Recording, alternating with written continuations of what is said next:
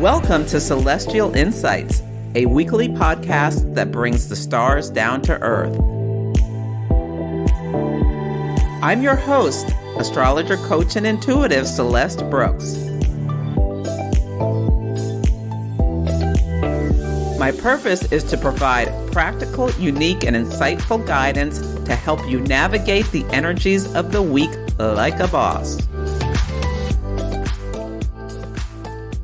Hello, this is Celeste of Astrology by Celeste, and on this episode, I will discuss the astrology for the week of March 19th, 2023.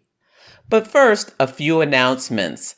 Today, I am having an Aries new moon intention setting workshop called Blaze New Trails, where you can come and learn all about the astrology of this important Aries new moon. If you don't hear this in time, you can purchase the recording.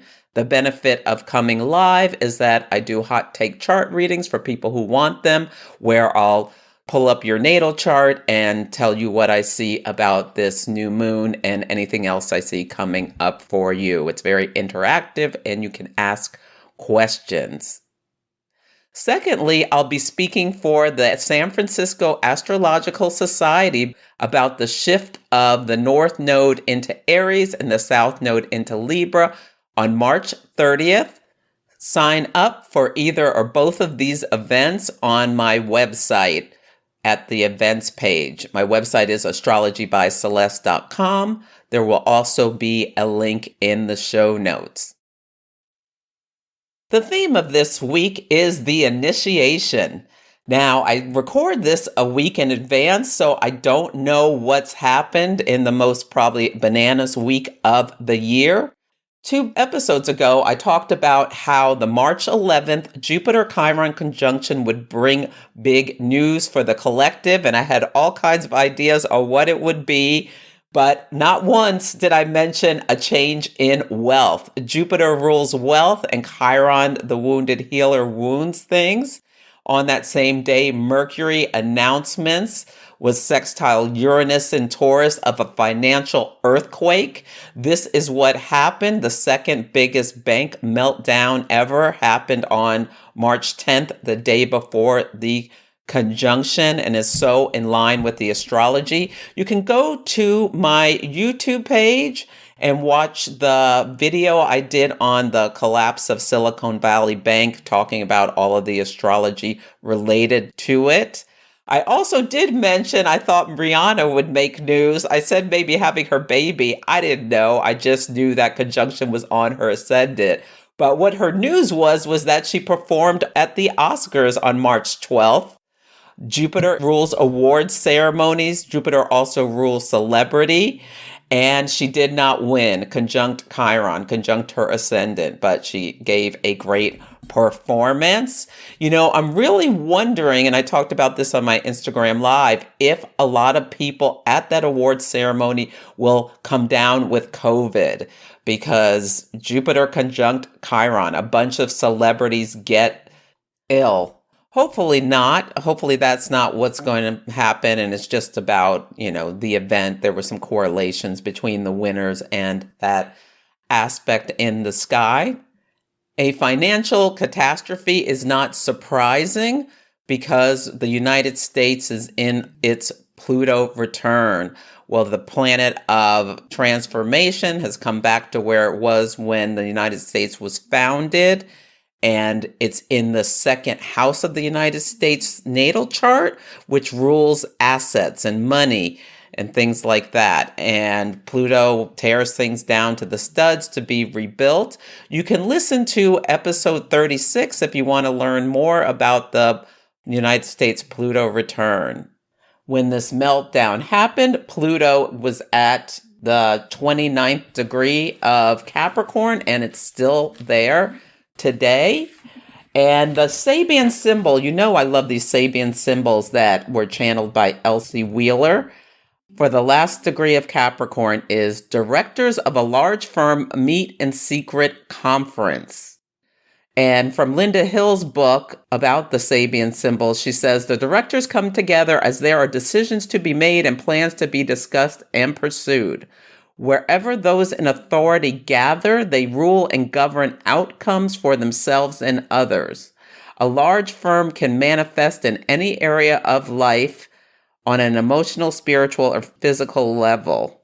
Some of the keywords are about confidential information, masterly control, big guys calling the shots, governments and secrets, planning and plotting, exploiting people and situations, elitism, being controlled by those above.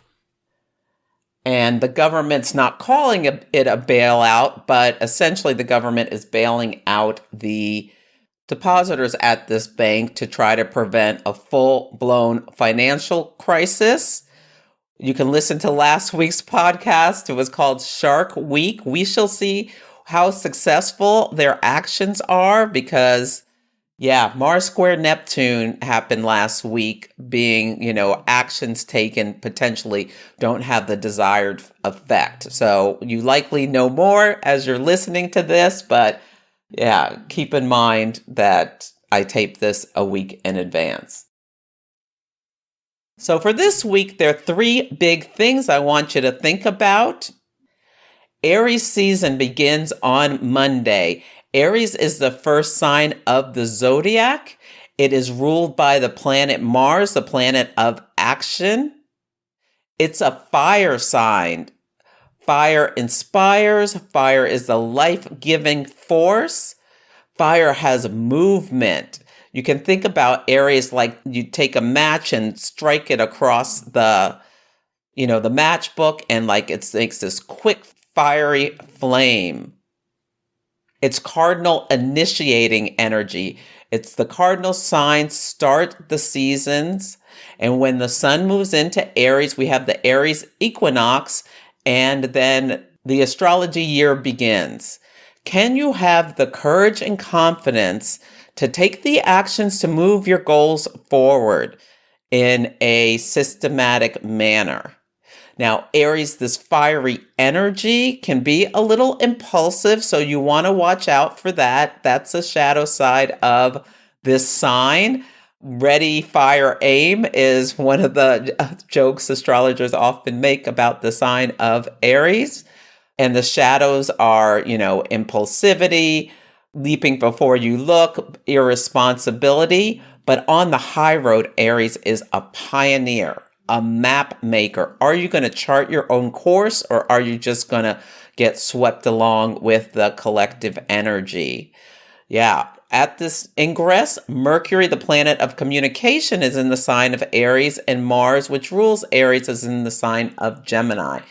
And Mercury rules Gemini. So Mercury, the planet of communication, and Mars, the planet of action, are in what's called mutual reception, where they're in each other's signs, where they can kind of do vice versa, Freaky Friday with each other. So used well, this energy can give us the words for how we want to take action. And you can share your message effectively to inspire other people. The shadow side of this mutual reception could be people just getting into nasty verbal fights, which could lead to, fisticuffs. So you may see a lot more of people like being nasty to each other, road rage incidents, things like that. But we're going to use this positively to feel inspired, feel articulate, and put to paper what we're going to do, and then just do it. Cardinal signs are pivots, and so things will be happening quickly. The time is really going to just speed up. And on Tuesday, we have a new moon at 0 degrees of Aries. So this very first degree of the sign. So there's so much fresh, new, fiery, bright, inspired energy. So definitely set intentions about your big goals. Think about where you are now, accept what you had to let go of. Don't cry over spilt milk. Yeah, start from now. What are you going to do going forward? So come to my workshop or buy the recording, or just make sure you take the time to take the actions yourself. You can also go to my website and from the home page. You can download the Setting Intentions with the Moon guide. The next thing I want to make you aware of is that the planet of Pluto enters the sign of Aquarius on Thursday. Now, Pluto and Aquarius are both known for extremes. Aquarius rules things like technology, science, the internet, birds, anything that flies. So you can think about drones and astronauts. It rules groups, clubs, and friends. So we can think about Congress and legislatures and state houses. It also rules society and the collective. Now, Pluto transforms things, it eliminates things, it unearths things, it has a volcanic force. Pluto moves at the speed of a glacier, but has the impact of a tsunami. I do not know the astrologer who coined that phrase, but it is so perfect for it. Pluto stays in a sign around 20 to 30 years. And so this is a big deal that it's entering Aquarius because it takes 248 years to come back to where it was to circle the whole chart. And so Pluto has not been in Aquarius since the 1700s. This planet has mass influence, so expect to see changes to the collective on a large scale that have a big impact. I'm wondering, some of the things I was thinking about is that we have 3 senators in the hospital at the time that I'm taping this: Dianne Feinstein, Mitch McConnell, and John Fetterman. And a senator potentially dying that could change the balance of power in Congress is a possibility with this transit. Could be something that comes up. A revolution in a country where the government is overthrown is possible as well. Now, it could set people free, or there could be a new government system that's more totalitarian or authoritarian. Having mass control over the people is quite possible. In terms of technology, Congress is voting on TikTok and considering whether to ban TikTok in the US, and governments around the world are not allowing their employees to have this app on their phone because of concerns about the Chinese government spying on them, because this is a Chinese app. So that's something that could come up within the next couple of months. So Pluto is going to just tiptoe into the sign of Aquarius. It will be there from March 23rd to June 11th at 0 degrees of Aquarius for the whole time. It won't even get to half a degree. Pluto moves very slowly, only a couple degrees a year. And then it's going to go retrograde on June 11th and go back into Capricorn all the way back to 27 Capricorn. On October 10th, it will go direct again and then re-enter Aquarius January 20th of 2024. And it doesn't leave Capricorn until November 19th of 2024 permanently for the next 248 years. So there's going to be this back and forth about power dynamics. Pluto rules power, this intensity between the changes and power being exerted by the Capricornian figures like government, big business, and then back and forth to the collective, like masses of people having more influence. Yeah. Something that came up recently was a bunch of people in Mexico, immigrants from other countries, tried to overwhelm the border force, and just 1,000 people tried to storm into the United States.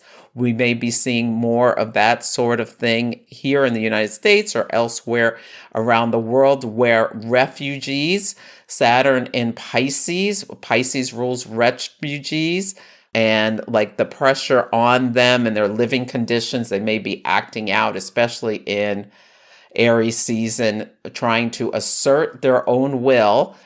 Each sign has an I statement. An Aries statement is I am.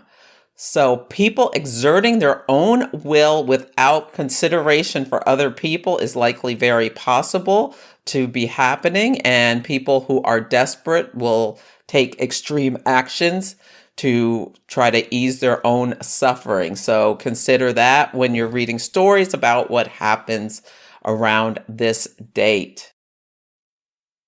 And the last thing I want to make you aware of is that Mars, the planet of action, drive, and assertion, finally leaves Gemini and enters the sign of Cancer on March 25th, which is Saturday, and it will stay there until May 20th. So just about 2 months, which is the normal time Mars stays in a sign. Now, we've been dealing with it 7 months in the sign of Gemini, which was intense. There is so much that went on with that big transit that lasted so long due to retrogrades. But Mars is now going to be in Cancer. Mars does not like to be in Cancer so much because it is the sign of its fall. It's an exaltation in Capricorn where Mars can do its Mars thing extra well. In Cancer, in water, like think about taking action in water. If you're two people trying to fight in water, it's not that easy to fight in water because water resists that kind of quick movement. And so with Mars in Cancer, people are likely to be more emotionally, Cancer rules the emotionally reactive and passionate. And their moods may change every couple of days with the moon as the moon changes signs. So there's this lack of constancy. So really notice if people around you and you yourself find emotions fluctuating quite a bit and people being extra moody. Now, on a positive note, people can be maybe a lot more imaginative and creative. People are likely to be highly sexual and use sex as self-care with Mars in the sign of Cancer, which is just fine as long as you're an adult and, everything's all consensual. Shadows, again, can be people being extra moody or accusatory or blaming of other people for the actions that they took or have like a victim mentality or feel like, everyone else is acting against them. So just those are some things you may notice with Mars being in Cancer. On Sunday, the word of the day is chill. We are in the balsamic phase of the moon cycle, and the moon enters Pisces at 8:11 a.m. Pacific time. Pisces is mutable waters.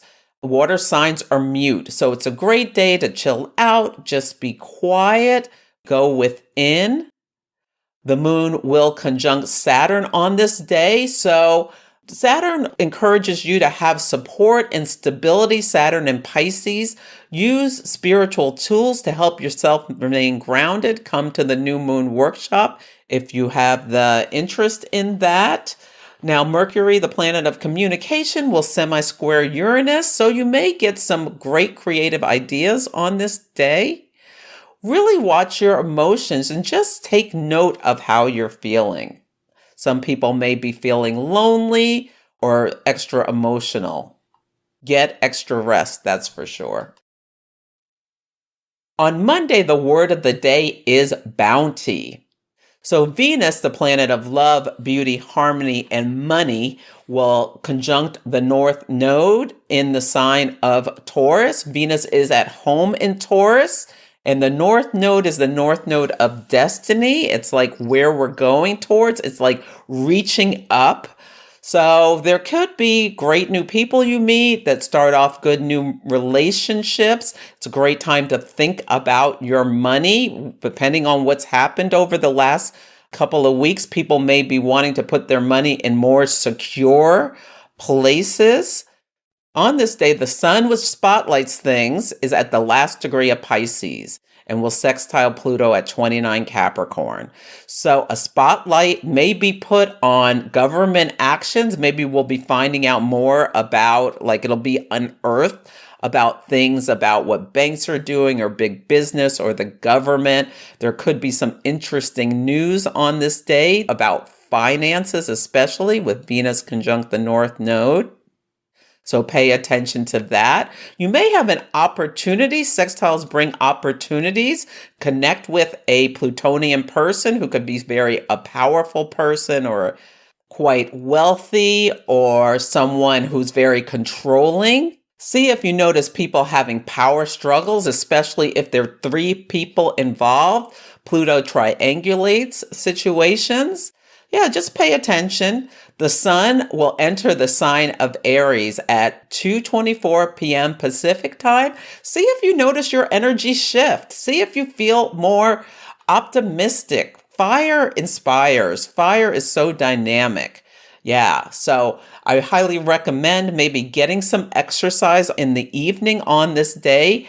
It doesn't have to be too strenuous, but just move your chi, especially when there's a lot of fire in the sky. And now that the sun has entered Aries, it joins Mercury and Jupiter and Chiron. So this abundant fiery energy is available.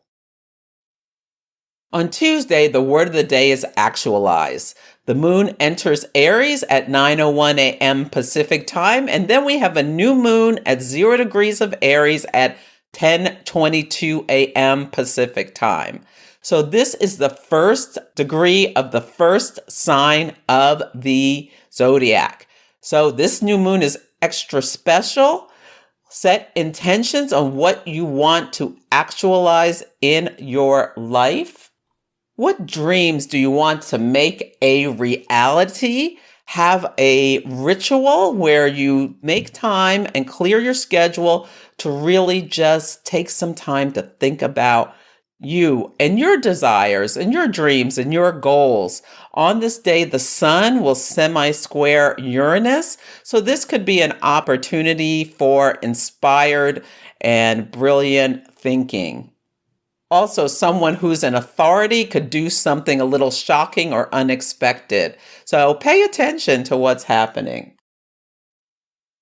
On Wednesday, the word of the day is observe. So there's not much going on in the sky, but I think it's a good day to move slowly through the day and steadily and watch what's going on around you. Listen to what you're hearing. Oftentimes, things done in a new moon don't have a lot of visibility. So things may be starting that you're not aware of unless you're paying attention. So really stay present and grounded and pay attention to your surroundings. On Thursday, the word of the day is extreme. This could be the most intense day of the week, or it may have been yesterday, because Pluto will enter the sign of Aquarius at 5:14 a.m. Pacific time. I expect there'll be some big news either, a couple days before or after this big transit. Yeah, so stay present with what is going on that has to do with the collective impact and transformation, or the death or the rebirth of something that has a big impact on society or large amounts of people. The moon will enter the sign of Taurus at 11:41 a.m. Pacific time. Now, Taurus rules our resources, including money. So it moves into Taurus and then it squares Pluto a minute later. So that may be when there's some big news about financial stuff. And then it sextiles Saturn and conjuncts the North Node. So the moon carries the light from Pluto to Saturn to the North Node. So I expect on this day there's going to be some big financial news or news about some kind of resources, definitely. Now, for us, it's a great time to get grounded in a Taurus moon. Taurus is an earth sign. It's fixed energy. Try not to get too stubbornly connected to expectations on this day. Do things that please your senses. Taurus likes comfort and security, and it's a great day to take a bath, have a great meal, get a massage. These are things that are wonderful to do under a Taurus moon. On Friday, the word of the day is cull. Expect to see the size of things reduced, or notice if you see in the collective or in your own life, selecting from a group of things. The Taurus moon will meet Uranus. So Uranus makes sudden events, changing things. Like I see people being selected for dodgeball, or I don't know, you call the herd. This could be, it could be head count reductions. Well, we'll see what happens on this day. I mean, there's been a lot of layoffs lately. And the sun in Aries is in a quincunx with the South Node. They're both reporting into this Mars and Gemini. So yeah, there can be some kind of important news on this day. Also, Mars will be at the 29th degree of Gemini, and whenever planets are at the last anaretic degree, they need to express their energy before they change signs. So really pay attention to the news on this day. There'll be a crescent moon where you start to see the light at 9:58 p.m. Pacific time at 19 Taurus. Yeah, this is going to likely be an interesting news day, but a great day for a date night. On Saturday, the word of the day is slippery. So Mars enters the water sign of Cancer at 4:45 a.m. I'm thinking slippery when wet. Be careful when you're driving on this day, especially because the moon will enter Gemini at 5:41 p.m. Pacific time. So especially if you're driving at night on this day, or any time on this day, yeah, just be careful. Extra careful driving is what I'm getting for this. But enjoy your Saturday. It may be very rainy or maybe not. Aries season, have some fun. A healthy competition is wonderful. Yeah, things like that are wonderful for this day. So that's it for this week's episode. Feel free to email me at celeste@astrologybyceleste.com with any astrology and action stories about what you've experienced. Or let me know how the daily themes are playing out for you. Take care, and I'll catch you next week. Thank you for listening to Celestial Insights. To learn more about my work, please visit my website, astrologybyceleste.com, where I offer personal readings, horary consultations, cosmic coaching, group events, and classes to help guide people to higher levels of fulfillment. You can also find me on Instagram, YouTube, TikTok, and Facebook at Astrology by Celeste. If you enjoyed Celestial Insights, please help others find the show. Follow, rate it 5 stars, or write a nice review. I would so appreciate it. I'm astrologer, coach, and intuitive Celeste Brooks, and I'll be back next week.